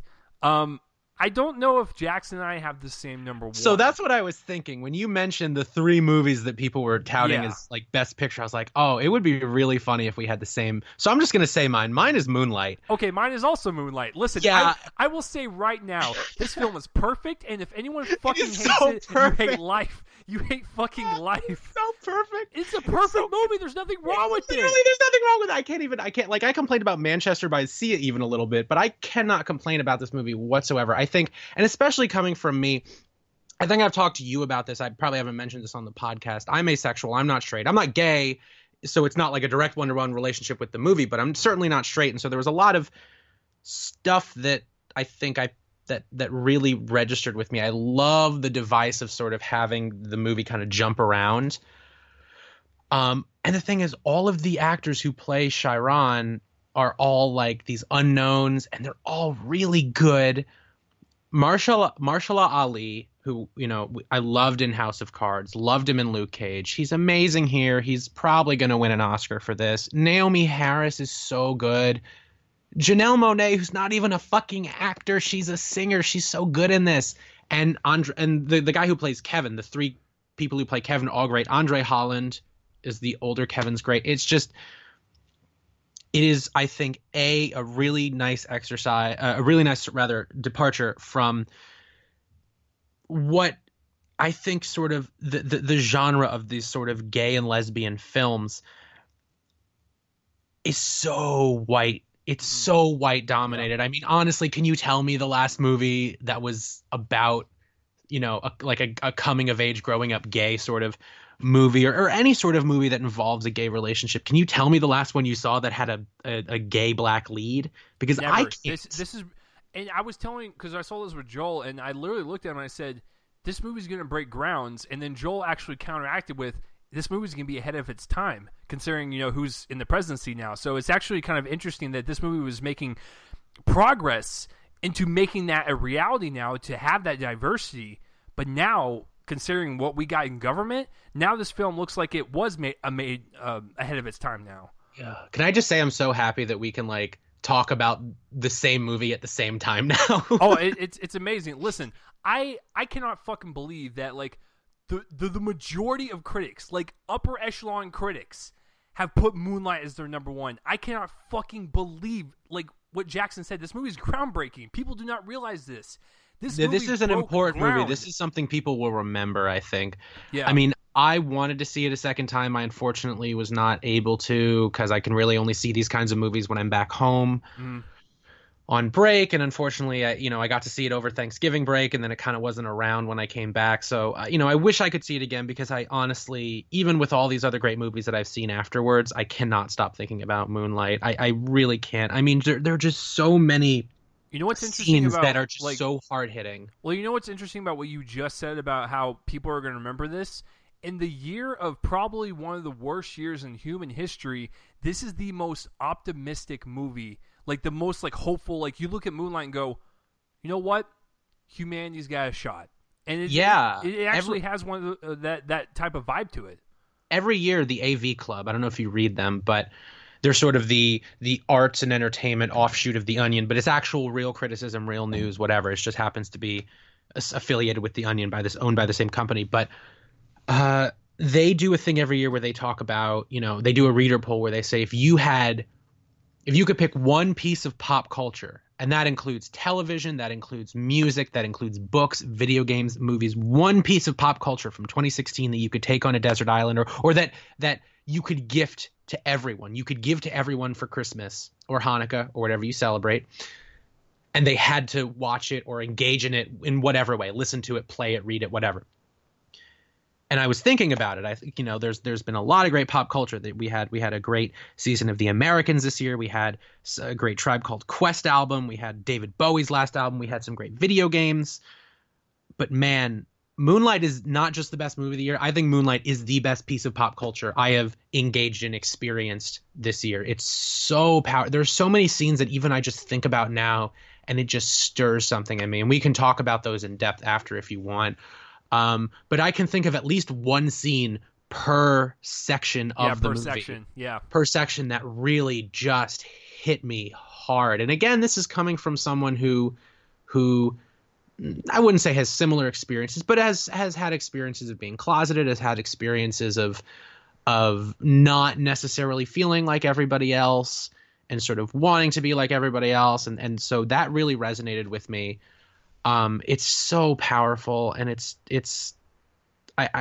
I mean, I think we said everything that needs to be said. Well, but I think what's interesting about this film is that we're living in the moment right now, which means when we get older, we're going to look back and go, Moonlight's a classic. Because I think people it is a modern classic. Yeah. It's a modern classic, and people need to realize this. When I saw Birth of a Nation in theaters, I think it came out like 3 weeks before Moonlight. They played the Moonlight trailer before it. I am a sucker for critic quotes in trailers. However, when they oversell it and go, this is a flat-out masterpiece, I usually take it with a grain of salt. So when that trailer came out, it was a really well-cut trailer. It was very fast-paced and really kind of get you into the story. I was like, okay, that was a good trailer. But every single 2 seconds, they had a critic quote. And it was like the most highest praise I've seen for a film probably since I've been alive. And so when you literally could not see what was on the screen because it was just critic quotes all over. It's literally just covered in critic quotes. I was like, Jesus Christ, guys, calm down. I know that like that's your job and you're supposed to hype up movies and stuff. I get it. It's all the marketing team. So it's like, okay, that guy said it was a masterpiece. I'll go in there with a grain of salt. When the movie was done, I looked at Joel and I was like, Joel, that's my number one. That is a masterpiece. That is perfection. Oh, yeah. Like sometimes you just know it's like this is going to be my number one, and I would be floored if anything topped it because you genuinely don't get movies this good, this real, this powerful, this raw. You don't get that stuff that often, and you know, I don't like to assume something's going to be my favorite of the year, but sometimes when something's that good, you can say the mathematical probability of another movie coming along that is as good, if not better, is so slim that I can basically say this is one of the best movies of the decade. Mm-hmm. This is a modern classic. I cannot praise Moonlight enough. I want to see it again. This is actually 12 more times. Yeah, me too. How many times have you seen it? I've only seen it once, and that's only how seen it powerful once, right? And it sticks with you, it's like a longing. I just want to take a whole bunch of Moonlight and shoot it up. You know what I mean? Like it's just really. Give me more than. And I really want to read the play too, the play that it's based on. Yeah, that's right. I think it's something like Black Boys Shine Blue in Moonlight or something like that. Okay. Well, here's an interesting thing, and this is actually a true thing. I'm not making this up. When I was at the screening, I got a text from one of the people I went to school with, and he was like, are you in this theater right now? I looked around, I was like, yo, Michael, what's up, man? Michael is a gay black individual. And I asked him after the movie, because his opinion about the movie is the most important to me, because this is basically... Right, obviously, yeah. Yeah, so I asked him, I was like, Michael, what did you think of the movie? And he fucking loved it. And coming from me, who is a straight white... male who is the polar opposite of him, and the fact that we both kind of agree that this is a film that needed to be done in this time, and to show that diversity and growing up and discovering yourself, and not just be a white individual, like what Jackson said. When you show that diversity and show that it doesn't matter what color your skin is, it does not matter what gender you have, people are going to not what I'm trying to say is like not go with the norm, because a lot of people who are very bitter and very ignorant, they just assume that whites and straights, that's the only people that matter, it's the only people that love each other. It's like, no, it's like this actually goes beyond white communities, people. And totally. I found that kind of powerful, and it's just it's just a young boy discovering his sexuality, and it's told through the eyes of someone who is black and someone who is gay, and that has never really been done before on this type of level. And I think Jackson and I know deep down that it's not going to really do well at the Oscars. But if that thing fucking gets Best Picture, I think it could. I think it'll get nominated really? for a bunch of stuff. I mean, I think that Moonlight, La La Land, and Manchester by the Sea will probably duke it out for like the top spots. I agree. So, but I do think Mahershala Ali, from what I've read, it appears like he's sort of a lock for it, which I would certainly not be upset about. And I think Naomi Harris might get a nomination too, who plays Chiron's mother, who is a prostitute, drug addicted prostitute. Yeah. Wait. What was the one that Monet played?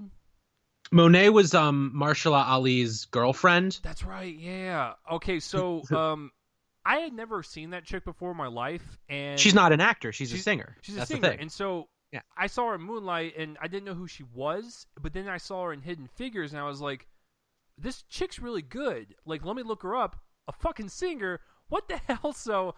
And a very talented singer too, by the way, just really multi-talented. You touched on something that was interesting. And from a sociological perspective, I really appreciated it. In sociology, we have this idea called intersectionality, which is the idea that,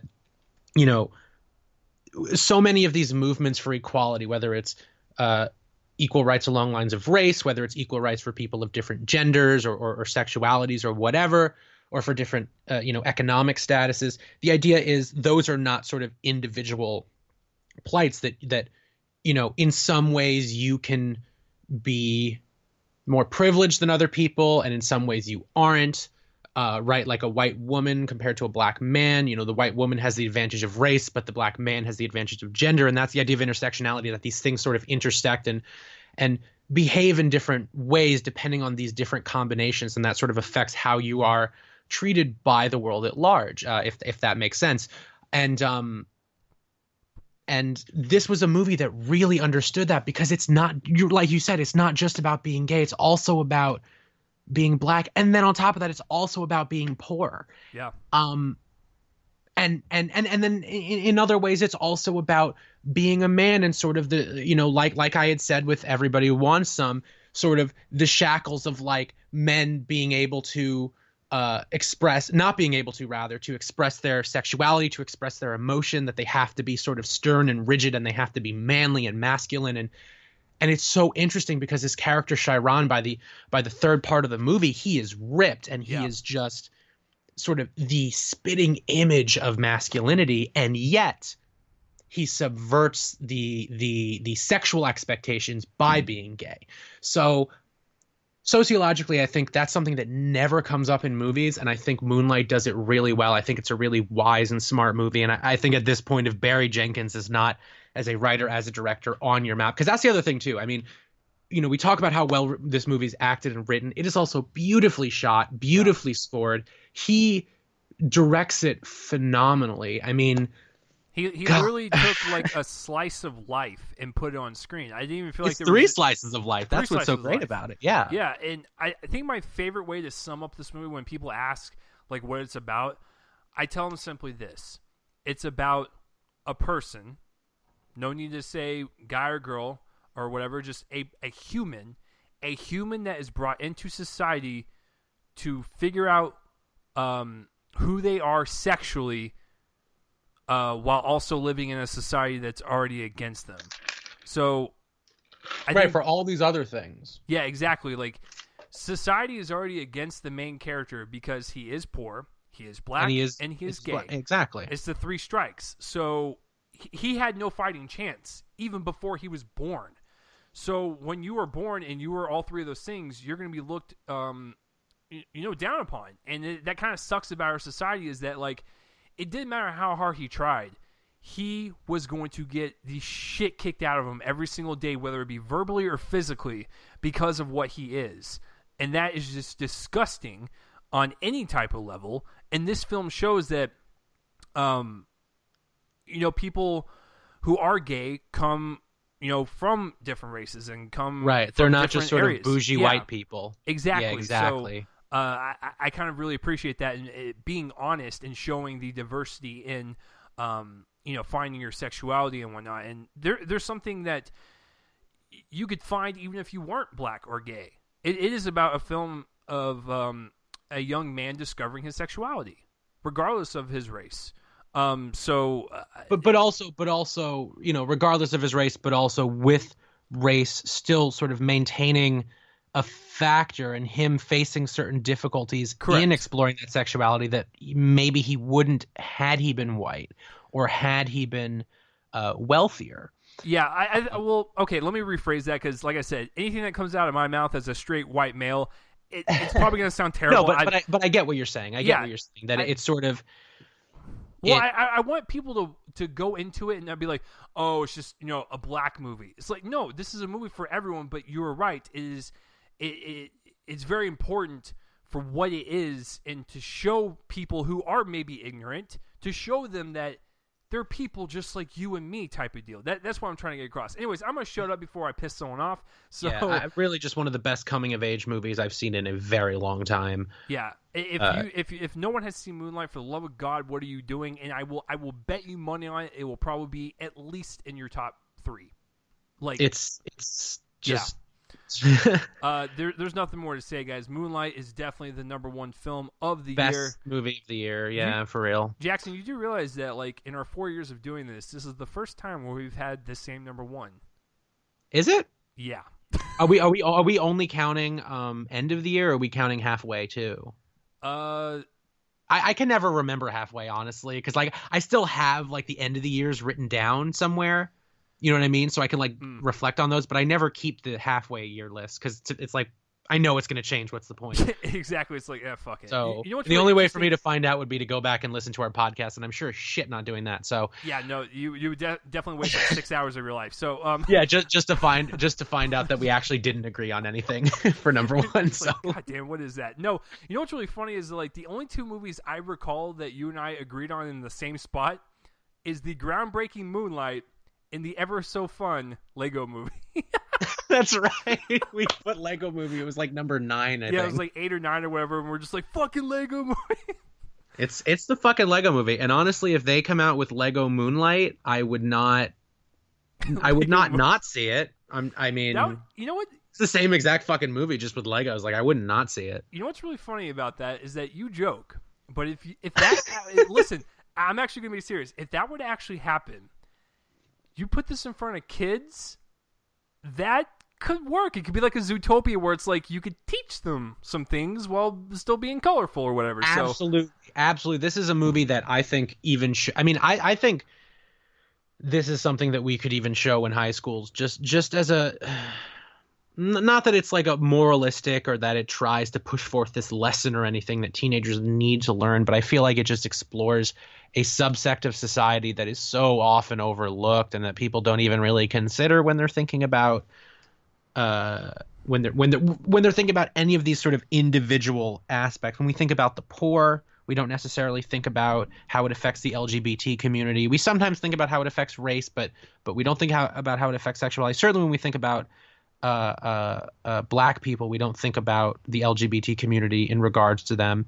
And certainly when we think of the LGBT community, we don't think of black people, and we don't really consider the poverty that a lot of them face because of like hiring discrimination and stuff like that. So yeah, like I said, very interesting. As a sociology major, watching it, I kind of got an academic chub, right? Because it really does address these things in such a beautifully poignant way. And the last shot of the movie just, I mean, the last scene of the movie, the last pieces of dialogue in the movie just hit me like a brick, and even just talking about them, I have this like stirring in my soul. I know. I can't wait to watch it again. Like I really want to watch it again. The minute it comes out on like Blu-ray, DVD, on demand, whatever, I'm going for it, man. Yeah, fucking A24 is killing it, man. And I want to say one last thing about Moonlight. What you brought up is that the way the main character is portrayed, like you said, is not shown in movies and stuff because, you know, people do not look at that, you know, subsection of life or whatever. I found the contrast to be like kind of moving to where like the subject matter, yes, it is very hopeful for this young man, but it's also horrific for the surroundings that he has to go through and like the horrors of humanity and how we discriminate. But the way the movie is shot is so beautiful to where like it's beautiful to look at, but it's kind of haunting and horrific to kind of like hear and witness. So it's a really great contrast in terms of showing the beauty of this area that they live in, but also see like the shitty things going on. So we gotta stop talking about it, man, because then we'll be going on for 3 hours. So so that's it for our top 10, guys. But what about you? What are some of your favorites for this year? What is your personal top 10 list? Comment in the place where my face and let me know. And just a recap, Jackson's list first, 10 going up. 10 Cloverfield Lane, Nocturnal Animals, Other People, Everybody Wants Some with 2 exclamation points. The James Foley Story, Sing Street, Cemetery of Splendor, La La Land, Manchester by the Sea, and fucking Moonlight. Go see fucking Moonlight. Go see fucking Moonlight. If you guys do not fucking see this, then I will be disappointed. I'm holding my breath until everyone sees it. I will die. Jackson will die by next week. I will die. My number 10, Zootopia, then La La Land, Hell or High Water, Manchester by the Sea, Arrival, Jackie, Tower, The Invitation, Nocturnal Animals, and fucking Moonlight. Go fucking shit. Listen, in the same fucking year, the A24 released the shitty American Honey. They come back and do Moonlight. A24, you're okay in my book, fam. You're still Did good. You not like American? I thought about seeing it, and then I saw that it was like 3 hours, and I was like, do I really need to see this? No, you don't. That's actually the one movie that Joel and I fight about because he fucking loved it, and I was like, Joel, no. For what it's worth, I think you could take him in a fight. Yeah. Were it to come down. I'm sorry, Joel, but I'm a totally. If anything, this could motivate you. This could motivate you to train. So when you do actually get to fight Chase Lee, you can kick the shit out of him and prove me wrong. It's true. I am a very big individual. I'm almost 300 pounds. I'm 6'4". So I'm actually. Are you really 6'4"? I didn't realize you were that tall. Yeah, man. That's crazy. I actually see Joel tomorrow, so I'll tell him everything. Like that was funny. So. Oh yeah, tell him. Jackson, you know what Joel's been doing, right? He's been borrowing my screeners. So, like, Jackson, if you lived closer to me, I could let you borrow my screeners. I'll be there. I'll come by. Yeah, you'll just come by and get them. I'll come by real quick. Perfect. So, so that will do it for this week's episode 161, Top 10 Films of 2016. I hope you guys really enjoyed it. And, Jackson, plug your Twitter, son. At Things Jack Digs, I talk about things that I dig. Dig meaning like. Things that I like. I tell only dick Twitter jokes handle sometimes. that sounds like a really good porno. Thank you for saying it's a really good porno. You could have just said it sounds like a porno, but you're like, no, this is a good porno. This is a porno I would watch again. 10 out of 10 would jack off to again. I appreciate that. That's a very nice thing to say. Follow him and follow me, and share. Just tell fucking people this was a great episode. Chase Lee's Twitter account is at Real Donald Trump. No, it's not. If you want to go follow him, send him some messages. God damn it, Jackson. No, it's not. So, so for next week, guys, for episode 162, Jackson and I will both be back same time on Monday, roughly, and we will do the top 5 anticipated for 2017. Top 5 anticipated of movies that we will not get to see next year anyway. Fucking silence. Yeah. Same bat time, same bat channel. I'm pretty sure Jackson, like in 2013 when we first did this, he was like, "Man, I'm really looking forward to that silence." Dude, silence has been my number one for like 3 years in a row. God damn it, Scorsese. So, that'll be next week's episode, guys. So thank you for watching. Intro and outro music, which Jackson refers to as the shitty YouTube intro, is done by my friends band Fervent Roze. Check them out and spread this around. We got Disturbed to do the outro. Disturbed, yeah. Got Korn. We got all your favorite bands. Fucking Korn. Listen, hey, if you made it through this entire podcast and you didn't die or have your ears bleed and you're not a movie fan, well, hopefully Jackson and I convinced you to be one. Peace out, everyone. See you in the new year. Yeah, this is the last one of the year, so see ya. Bye.